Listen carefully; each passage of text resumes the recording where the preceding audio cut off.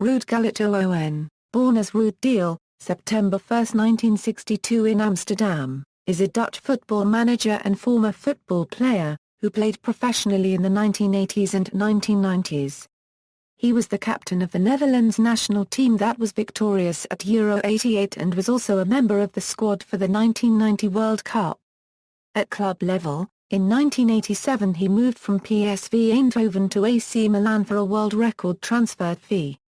Easily recognizable with his distinctive dreadlocks, he was part of the famed Dutch trio in Milan which included Marco van Basten and Frank Rijkaard. Gullit won 3 Serie A titles and 2 European Cups with Milan. Gullit was named the European Footballer of the Year in 1987 and the World Soccer Player of the Year in 1987 and 1989. Normally an attacking midfielder, he was a versatile player, playing in numerous positions during his career. In 2004 he was named one of the top 125 greatest living footballers as part of FIFA's 100th anniversary celebration. Gullit was working to promote the Belgian-Dutch 2018 and 2022 FIFA World Cup bid. Early life, Gullit was born Ruud Dil in Amsterdam to George Gullit, a Suriname migrant, and Ruud Dil, his putenfoe, from the Jordan district of Amsterdam. The family lived in one split-level room on the top floor of a small apartment building. Gullit's father worked as an economics teacher at a local school, his mother as a custodian at the Rijksmuseum. Gullit developed his football skills in the confines of the Rozengewaarstraat, and street football was instrumental in his formative years. Gullit's first team were the Meyer Boys, where he joined as a junior in 1970. However, at the age of 10 Gullit moved from the Jordan to Amsterdam Old West where he played street football alongside Frank Rijkaard. Gullit joined the DWS club after his move, and came to the attention of the Dutch youth team, where he played alongside such future greats as Erwin Koeman, Ronald Koeman and Wim Kieft. It was during his time at DWS that Ruud first took to using his father's surname, rather than his registered surname, as he thought it sounded more like a football player. He retained his mother's surname, officially, and continues to sign all contracts as Ruud Dil. Club career, HFC Haarlem. In 1978, he signed professionally for HFC Haarlem under coach and former West Bromwich Albion FC player Barry Hughes. Gullit made 91 league appearances for Haarlem, scoring 32 goals. Gullit made his debut for the club at just 16 years old, becoming at the time the youngest player in the history of the Eredivisie. In his first year at Haarlem they finished bottom of the Eredivisie, but bounced back the following season winning the Eredivisie. Gullit was named as the best player in the Eredivisie that season in recognition of his outstanding efforts. In the 1981 Euro 2 season Gullit was in fine form as Haarlem finished 4th and qualified for Europe for the only time in their history. In that same season Gullit scored the goal he would later consider his finest, playing against Utrecht. I went past 4 defenders and then the goalkeeper, and scored. It was an unforgettable goal for me. Hughes was so impressed with the young Gullit that he described him as the Dutch Duncan Edwards. Feyenoord. The young Gullit was considered as a signing by English sides Arsenal FC and Ipswich Town, but managers Terry Neal and Bobby Robson turned him down. Neal later told that he considered too much for this wild kid. Gullit therefore moved to Feyenoord in 1982, for a fee of where he made 85 league appearances, scoring 31 goals. At Feyenoord Gullit found himself playing alongside Dutch legend Johan Cruijff, while the assistant manager was Wim van Hanegem, and they were to leave a lasting impression. Gullit's first season saw Feyenoord miss out on major honours, but the following year they completed the league and cup double. Gullit was named Dutch Footballer of the Year in recognition of his contribution to Feyenoord's success. At Feyenoord Gullit occupied an increasingly advanced role in midfield, having played predominantly as a sweeper at Haarlem. While at Feyenoord Gullit became the focus of a race row as manager. Thijs Leibroeks was alleged to have referred to Gullit as Blackie, and criticised him for being lazy, though Leibroeks defended himself by claiming that it was merely a nickname.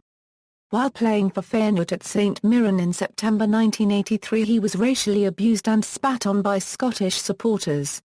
Gullit called it the saddest night of my life. PSV Eindhoven. In 1985, He moved to PSV for €1.2 million, and wound up scoring 46 goals in 68 league appearances for the team. Gullit was again named Footballer of the Year in 1986 as he helped PSV capture the Eredivisie crown, a feat they repeated the following year. It was at PSV that Gullit really began to establish himself as a world-class footballer, and his distinctive, dreadlocked appearance made certain that he would catch the eye of Europe's biggest clubs.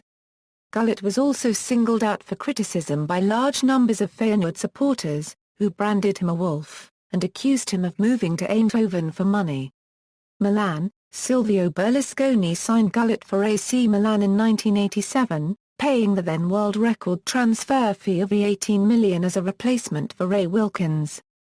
Among his teammates at the club were compatriots Marco van Basten and Frank Rijkaard, along with Paolo Maldini and Franco Baresi. Gullit's exploits with first PSV and then Milan helped him win the European Footballer of the Year award in 1987, which he dedicated to Nelson Mandela. When he arrived at Milan, Gullit initially struggled to settle as he spoke no Italian and was unused to living in a foreign country. However, Gullit's first season at Milan saw the club win Scudetto for the first time in 9 years, under coach Arrigo Sacchi. He was initially used on the right of an attacking trio alongside Van Basten and Pietro Verdis, but after an injury to Van Basten it was changed to a front two. The following season Milan built on their domestic success by adding the European Cup to their list of honours. Their scintillating 5-0 demolition of Real Madrid in the semi-final second leg came at a cost, as Gullit suffered an injury and required surgery to be fit in time for the final.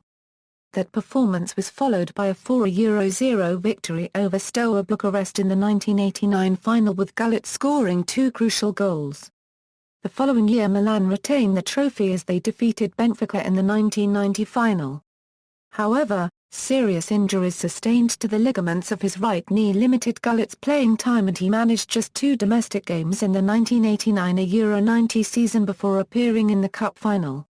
In 1990 Euro 91 Milan's pursuit of a third consecutive European Cup was cut short by Olympique de Marseille at the quarter-final stage.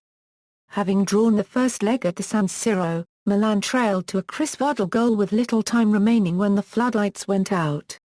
After a short delay the lighting was restored, but Milan had returned to their dressing room and refused to return to complete the game.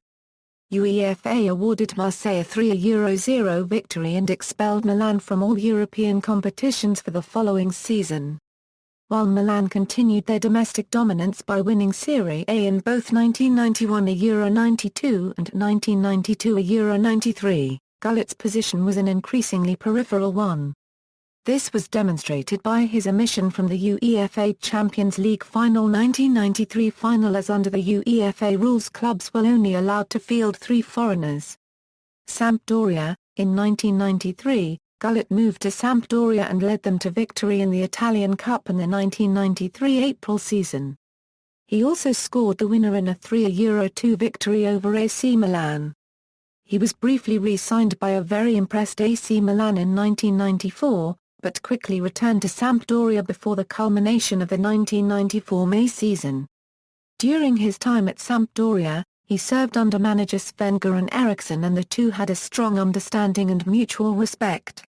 In his brief time at Sampdoria he managed 15 goals. Chelsea: in July 1995, he signed for Chelsea on a free transfer. Initially played as sweeper by manager Glenn Hoddle with limited success, Gullit was moved to his more familiar role in midfield, where he scored 6 goals. The signing of Gullit, alongside the likes of Mark Hughes and Dan Petrescu, propelled Chelsea to the semi-final of the FA Cup, but their league form was disappointing. Gullit had some difficulties adapting to the style of play at Chelsea. "I would take a difficult ball, control it, make space and play a good ball in front of the right back, except that he didn't want that pass. Eventually Glenn said to me, Ruud, it would be better if you do these things in midfield, unregistered trademark." However, his adjustment was rapid and he ended the season by being named runner-up to Eric Cantona as Footballer of the Year. Gullit has since often stated in interviews that it was in London he enjoyed his career the most and felt happiest. "Every time I played for Chelsea, I thought, a Euro Nice game, beautiful stadium, Great crowd, a Euro unregistered trademark. Playing well, a Euro unregistered trademark. It was the only time I really had fun, a Euro. In moving to Chelsea, Gullit played an important part in the foreign revolution as numerous high-profile international stars, such as the Italian superstar Gianfranco Zola, who became a Chelsea legend, and the Dutch magician Dennis Bergkamp, joined Premiership clubs and helped to increase its worldwide profile. National team. In 1981, on his 19th birthday, Gullit made his international debut as a substitute for the Netherlands national team against Switzerland, a game the Dutch lost to a Euro 1. Gullit's early international career was marred by disappointment as the team failed to qualify for the 1982 FIFA World Cup and Euro 84. The Netherlands missed out in 1984 on goals scored as Spain trounced Minos Malta 12 a Euro 1 in their final qualifying game, when they needed an 11-goal victory to qualify. There was further disappointment in 1986 when the Dutch missed out on qualification for the World Cup at the hands of neighbours Belgium in a playoff. Having lost 1 a Euro 0 in Belgium, the Netherlands appeared to be set for qualification in Rotterdam as they led to a Euro 0 until Georges Gras one-quarter-end put the Belgium through on away goals. However, Gullit was one of the key players for the Netherlands, helping his country win the Euro 1988 under coach Rinus Michels. Having lost their opening game of the tournament to the Soviet Union, the Netherlands beat England and Republic of Ireland to reach the semi-finals. After defeating West Germany to a Euro 1 in Hamburg, the Netherlands faced the Soviet Union again in the final. Gullit opened the scoring with a well-placed header and Marco van Basten scored an incredible volley to cap a 2 a Euro 0 win. Ruud Gullit was thus the first Dutch captain to hold aloft international silverware. The Dutch travelled to the 1990 World Cup as one of the favourites, but the team failed to perform as expected.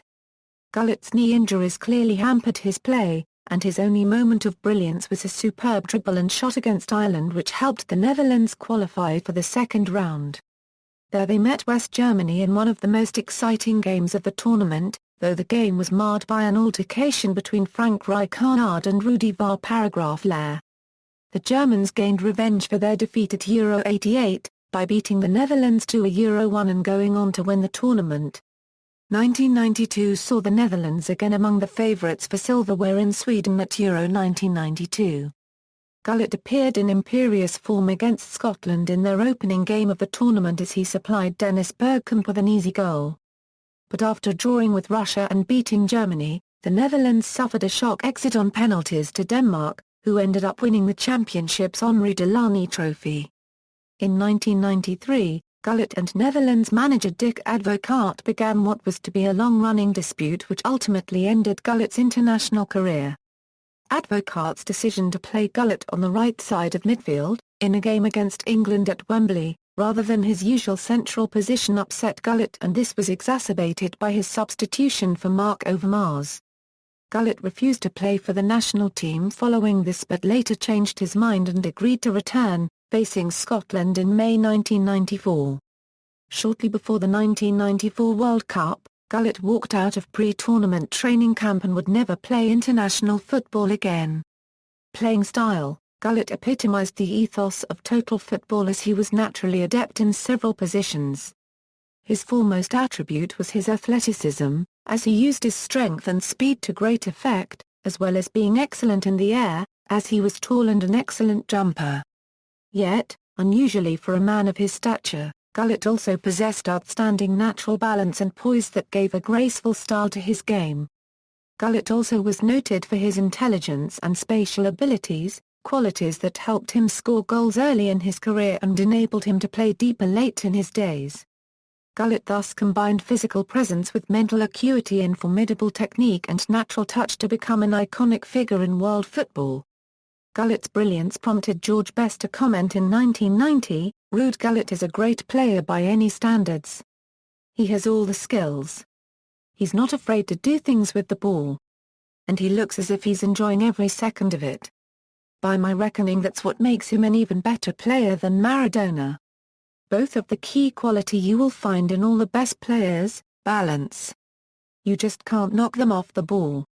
It was the same with Pele. Copyright, Beckenbauer and Cruyff. Managerial career: Chelsea. In the summer of 1996, when Glenn Hoddle left Chelsea to become manager of the England national team, Gullit was appointed as a player-manager. Gullit made a promising start to his managerial career when in the first season as a player-manager he guided Chelsea to an FA Cup triumph in 1997, the club's first major trophy in 26 years. Gullit became the first non-British manager to win a major trophy in England. The club also finished at a creditable 6th place in the Premiership.